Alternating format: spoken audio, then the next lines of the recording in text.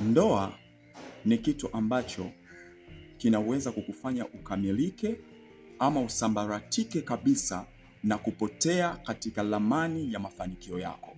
Kwenye ulimwengu wa roho, unapomwoa ama unapoolewa na mtu, unakuwa haujaunganishwa tu na yule mtu, lakini umeunganishwa pia na vitu ambavyo viko ndani ya yule mtu. Yaani umeunganishwa na baraka ama laana ambazo huyo mtu anazo. Unaunganishwa na imani ambayo huyo mtu anayo. Unaunganishwa na Mungu ama miungu ya huyo mtu ambaye umeolewa naye ama umemuoa. Kwa hiyo kama anaabudu Mungu aliye hai, maana yake utaunganishwa na Mungu aliye hai. Lakini kama anaabudu miungu ama mizimu ama nguvu za giza, na wewe unaunganishwa katika ulimwengu wa kiroho. Biblia inatueleza kuwa Yeremia alitaka kuoa katika mahala fulani ama tuseme nchi fulani, lakini Mungu alimkataza. Kwa nini Mungu alimkataza kuoa katika ile nchi? Kwa sababu Mungu alijua kuwa wanawake, wanaume, kizazi chote kinachoishi katika lile eneo kimelaaniwa, kiko chini ya laana ya mauti.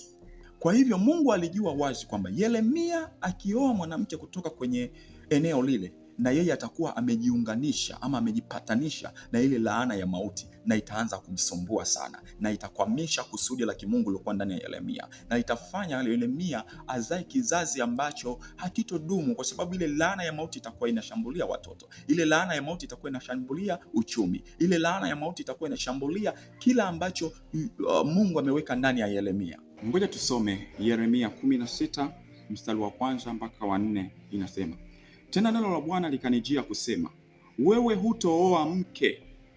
Mstari wa 2 huo unasema, wewe hutooa mke, wala hutakuwa na wana wala binti mahala hapa.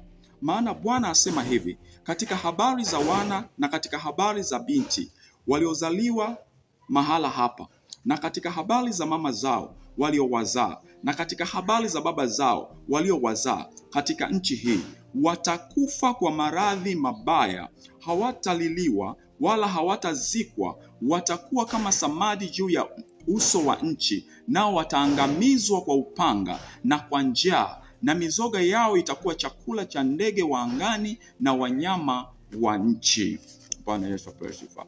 Nadhani umesikia mwenyewe neno la Mungu linavyotuambia.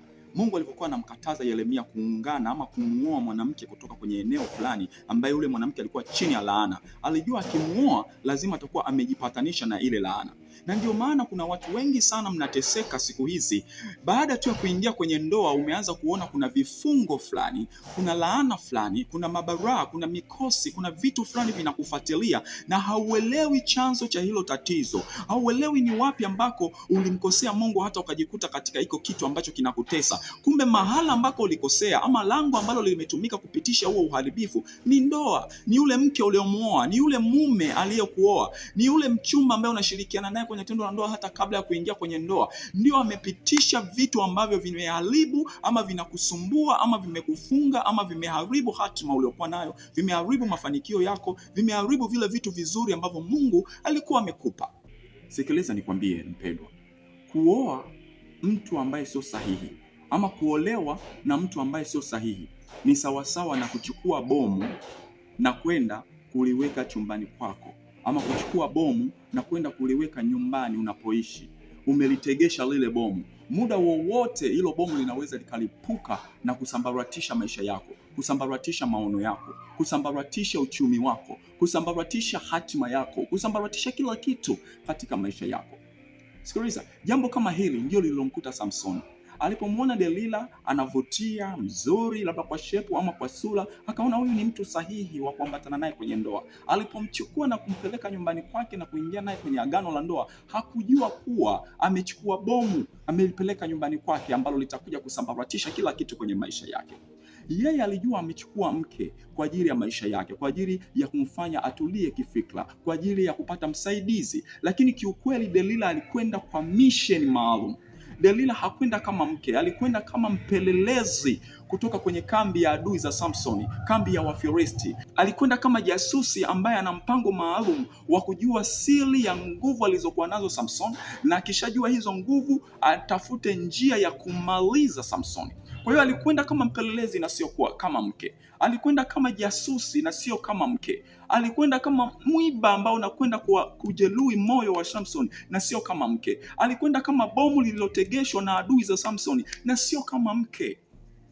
Na wengi wetu tumechukua vitu, tumechukua watu, tunajua ni wake, tunaenda kuishi nao, lakini kiukweli katika ulimwengu wa roho umechukua bomu ambalo linaweza kulipuka muda wowote. Katika ulimwengu wa roho umemleta mpelelezi kutoka kwenye kambi ya wachawi, umemleta mpelelezi kutoka kwenye kambi ya waganga, umemleta mpelelezi ambaye anapeleleza nguvu yako ya kiroho, anapeleleza nguvu yako ya kiuchumi, anapeleleza nguvu yako fulani ili kukusambaratisha, na ametumwa na adui zako na wewe hautambui.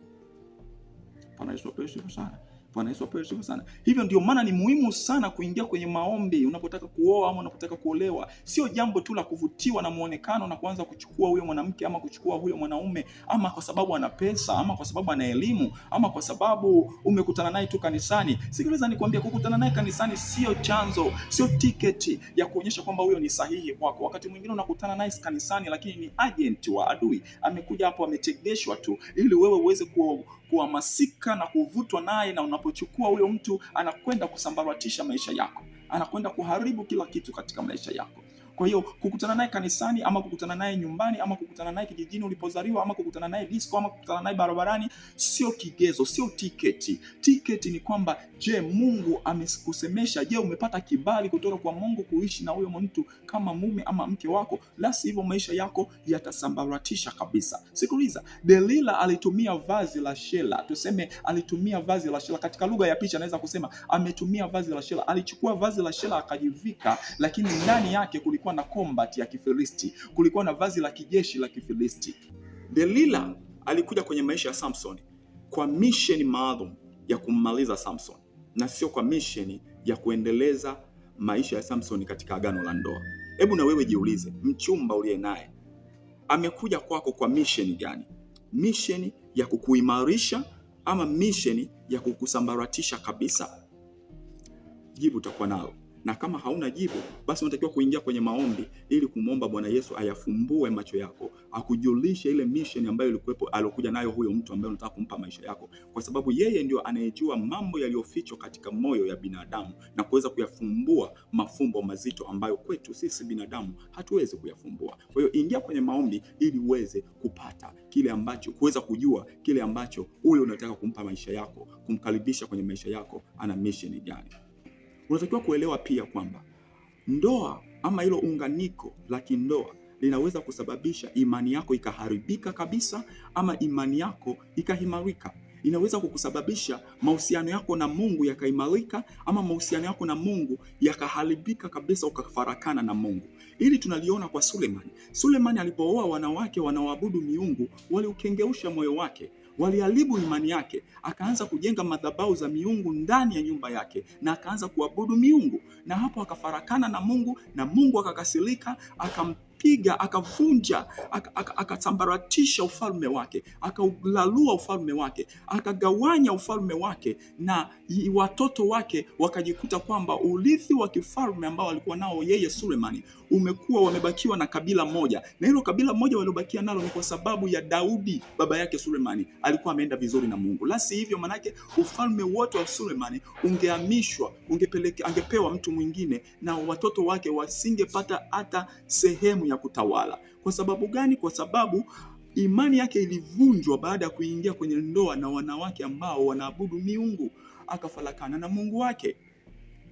Hiyo tunalipata katika kitabu cha Wafalme wa Kwanza sura ya 11 mstari wa kwanza mpaka 13. Hii ni assignment, unaweza kwenda kusoma wewe mwenyewe na utaona hilo jambo. Lakini nataka ujiulize wewe mwenyewe kwamba ulipoanzisha mahusiano na huyo mwanaume, ulipoanzisha mahusiano na huyo mwanamke, imani yako ilihimarika zaidi ama ilianza kuharibika? Imani yako ilishuka? Je, mahusiano yako na Mungu yaliimarika zaidi ama mahusiano yako na Mungu yalianza kuharibika, ukafarakana na Mungu, ukawa mtu sio tena wa maombi, ukawa tena uwezi kusoma neno, ukawa tena sio mtu wa ibada? Jiulize mwenyewe na utaweza kupata majibu. Na ukipenda unaweza ukanishirikisha majibu yako kwenye comment. Lakini nataka nikwambie, agano la ndoa, kuhusiana kimahusiano ya kingono na mwanaume ama mwanamke yoyote, kunaweza kuathiri imani yako, either positive ama negative. inaweza kulewa na asali chanya ama asali hasi. Bwana Yesu asifiwe sana. Niseme hayo machache kwa leo. Mimi naitwa Jovin Mwingila.